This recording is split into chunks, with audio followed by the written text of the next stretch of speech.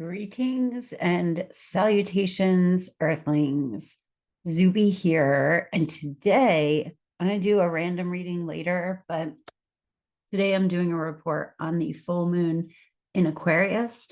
Let me know if you like this. I would like to do this more, but I don't know if people come here just for tarot. And I'll be honest with you, I'm not doing two channels because anybody got time for that?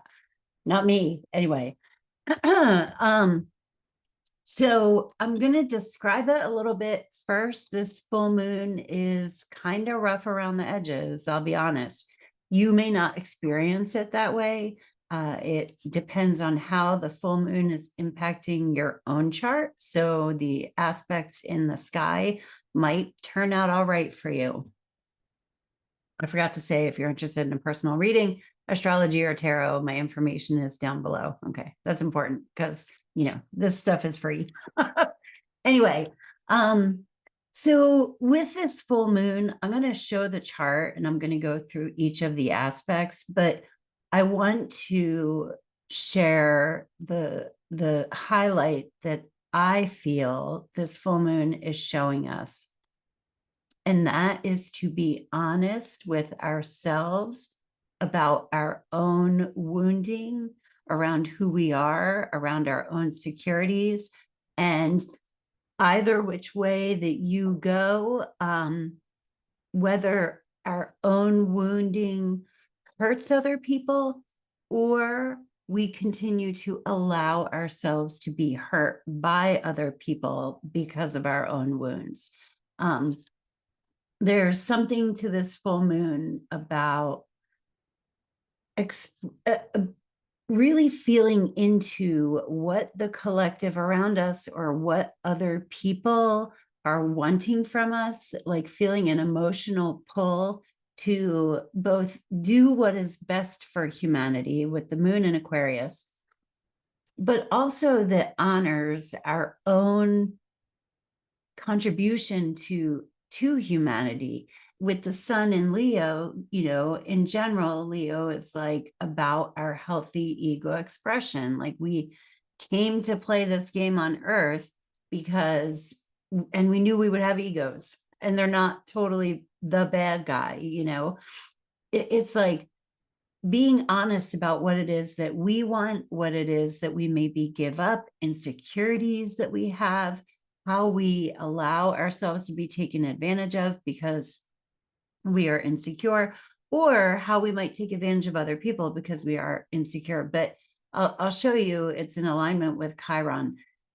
There are two T-squares being formed at the time of this full moon. And that's basically like two different big arguments that are going on concurrently. So let me pull that up and show it to you guys. But essentially, be honest with yourself, and be vulnerable, at the very least to yourself, and where it's safe with others. Like, it's okay. Chiron is going through Aries, so it's okay to be who the fuck we are. But like, I've talked to a few different people about this. When I went to a therapist after I quit drinking, she had no problem looking at me and saying, you're thinking kind of fucked up there. Or, where were you wrong in that part? Where could you have done better? And a little bit, I feel like therapy sometimes now, God, look at me. I don't mean to, paint a paintbrush across a whole profession who, goes whatever to school and all that stuff. However, sometimes it seems like therapists are more like, you go, man, like you go with your bad self. It's all about you. Like, you're good. And I really liked my therapist being like, no, you fucked that up. I mean, clearly, because I was in rehab, but or I had gone to rehab, but there's something about this Chiron wound is like, how are you bleeding onto other people and recognizing that? Like, are your wounds hurting others? And then not to be, I don't want this to become where we like persecute ourselves for, real actual hurt, but where are we being hurt by others? And it's okay for us to stand up for ourselves. It's like a really fucking fine line. Anyway, let me share the chart with you. And that's not where I'm going. Share screen. Okay. Oops. Here it is. So for the full moon, we have the moon over here. I mean, the sun over here, conjunct Mercury, which is retrograde. So we're doing a lot of internal thinking right now, clearing things up, finding out, new information, reviewing stuff. And it's with the sun. They are both in Leo. The moon is over here opposite the sun, because that's what a full moon is. And the moon is in Aquarius. This axis, so we have an opposition here. And both the sun, Mercury, and the moon are squaring Uranus. Okay. And this formation is called a T-square. So if you put a line here, you got a T. Anyway, Uranus in the meantime is over here in Taurus, and Uranus has been going through Taurus for several years now. And Uranus is innovation, freedom, creativity, wanting to break through, it's like, when I give it an archetype, it's kind of like a weirdo hippie, it wants to do what the fuck it wants to do. And when there's a square, that's like an argument. It's like something needs to almost be like a planet needs to win almost. Or they're vying to win. And with the Uranus and Taurus, this is like the things that we can like touch, feel, see. Taurus is manifestation. Maybe we have been working on building something, and it could possibly be that that's been going on for years. And there could be a breakthrough or something that needs to occur, or things can come to a head.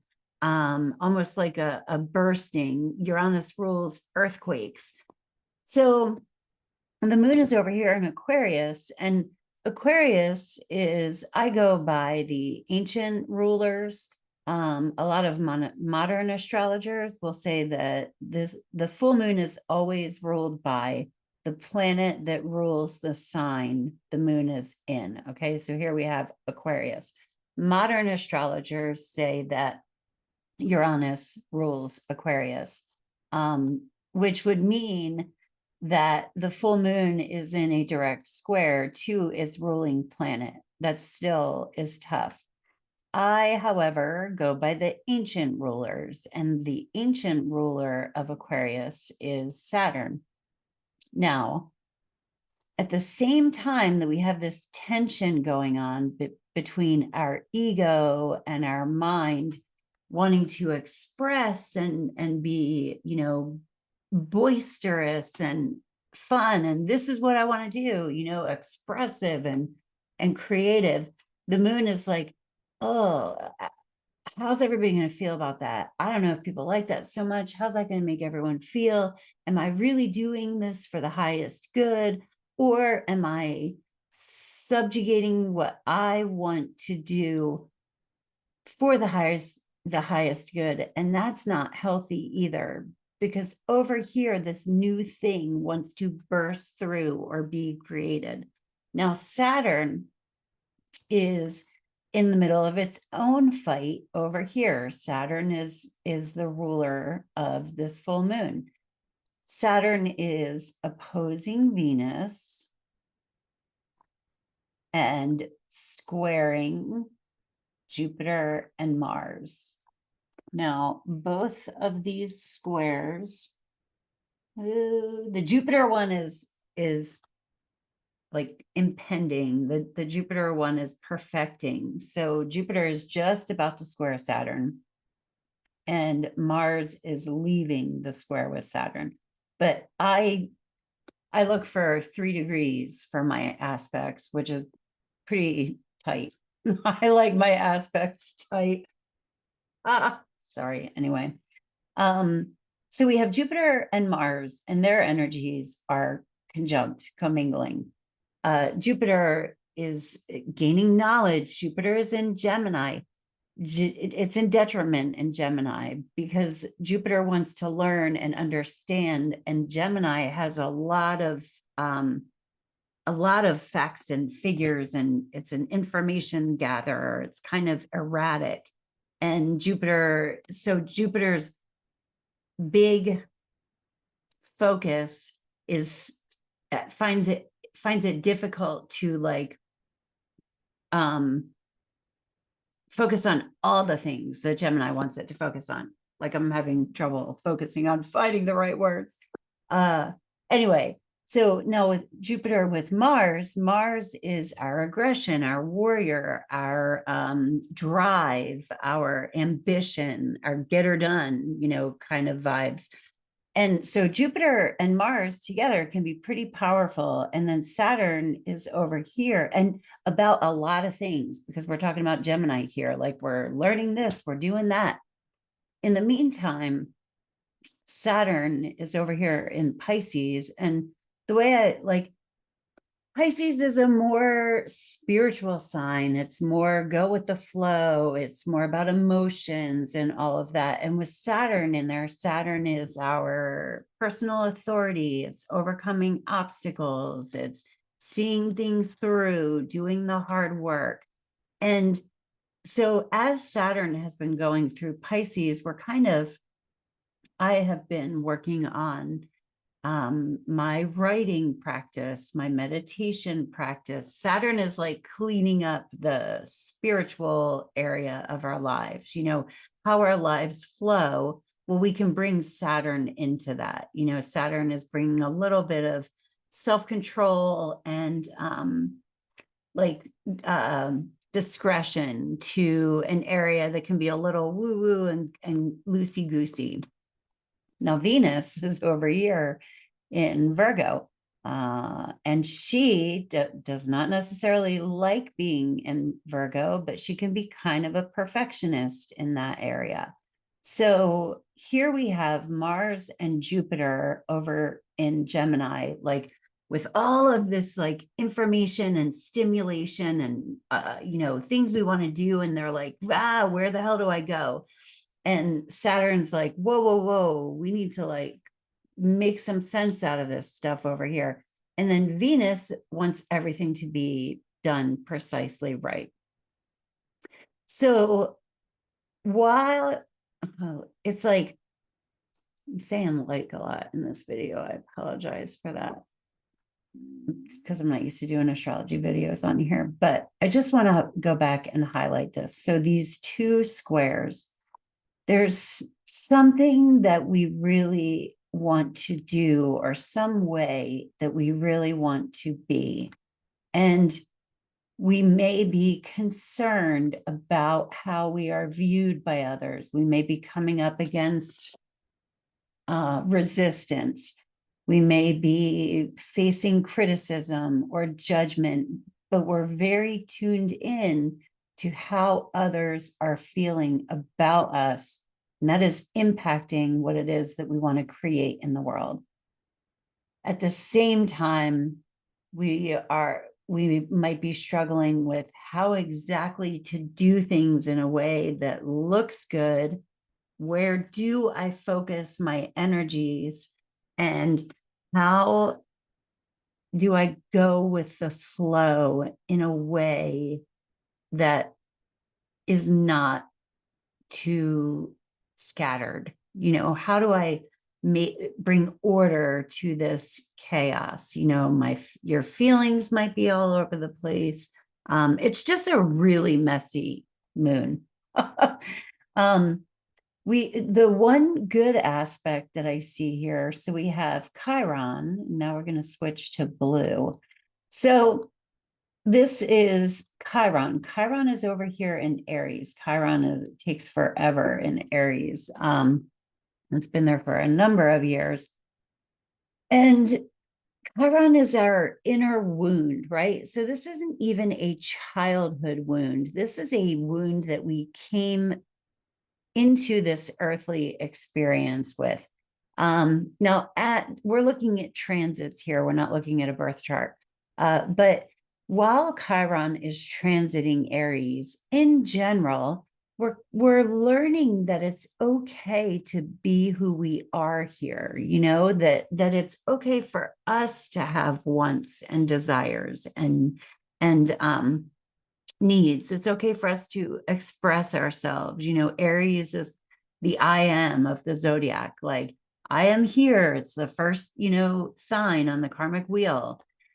So Chiron, it's like, that's where I'm getting that if we recognize or acknowledge our own wounds, our own insecurities, our own wants and needs, we have a trine here to the sun. A trine is a 120-degree angle. That's a supportive aspect.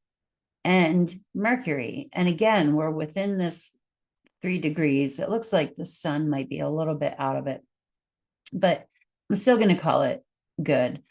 And in a sextile to the moon. So we have Chiron is supporting this full moon. And if we are authentic, if we are honest and vulnerable, even if it's only to ourselves, because I understand that sometimes there are times and places, even for me, where I don't quite feel like opening up to people would be smart at all. And so I'm not saying that all the time, but to ourselves, to God, to the universe, like being open and transparent with ourselves, and if possible, and if it applies to other people, it could be that like we're worried that wanting a certain thing is okay, or not wanting that thing is okay. And all of this tension is sort of like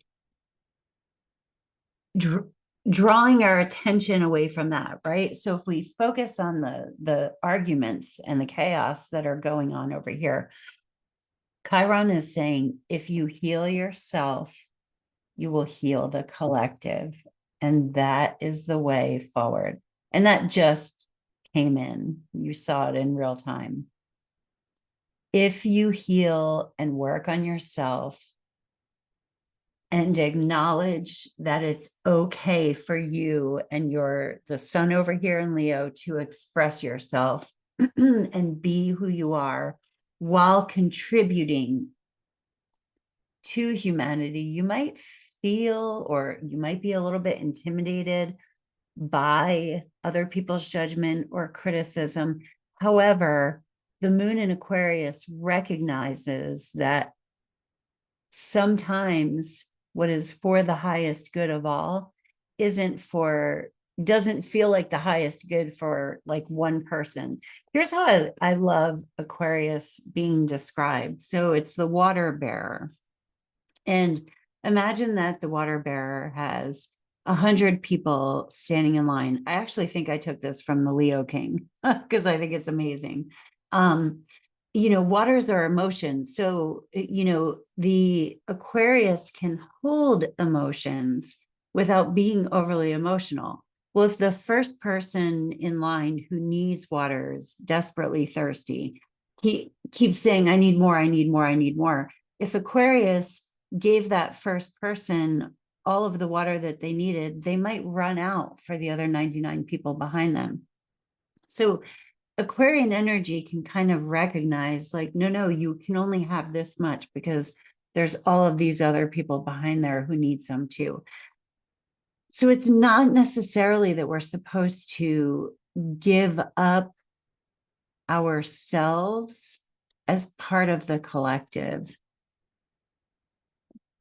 but we're meant to do what it is that we do best, or to act in a way where we are also recognized as part of the collective and what is good for us. Anyway, there's my full moon report. Good fucking luck. Good luck, because I'm majorly feeling this one. Love and appreciate you. I'm glad you're here. And have a great day on earth. Peace. Namaste. Happy full moon.